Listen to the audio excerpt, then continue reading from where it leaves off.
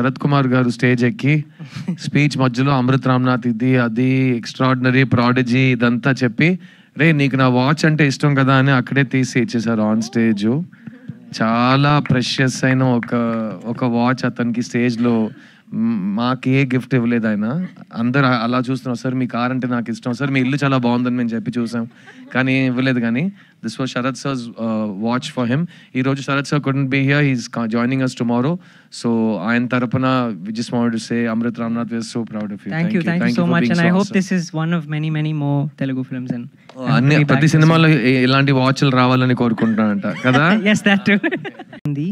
Of course, we had the words and we were sort of singing it together. But there's one incident that gives me goosebumps even now. When we were recording together, when Siddharth was singing the song, I realized that he was singing as Prabhu, which is the protagonist in the movie. And just for that, if you've not watched it, I hope all of you have watched it. But if you go into the theaters and if you hear the rendition Emundi as Prabhu, it's like it takes you to a different level of experience of the movie. And I think thank you Siddharth for... I think ప్రత్యేకంగా అతను చెప్పిన మాటలు అన్ని తెలుగులో చెప్పడం నా బాధ్యత. What Amrit Ramnath ఏం చెప్పారంటే, అతను తెలుగు రాదు కానీ ఈ సినిమాలో పనిచేసిన ప్రతి మ్యూజిషియన్కి టెక్నీషియన్కి థ్యాంక్స్ చెప్తూ అతను ఏమన్నాడంటే, ఫ్లైట్లో వస్తున్నప్పుడు మొత్తం తెలుగు ఆల్బమ్ని పూర్తిగా విన్నాడంట. అప్పుడు వినేటప్పుడు ద వే మన తెలుగు భాష, ఆ స్వరం, సాహిత్యం అది కలిసి వచ్చే విధానం అతనికి అంత బ్యూటిఫుల్గా యూనిక్గా అనిపించిందంట.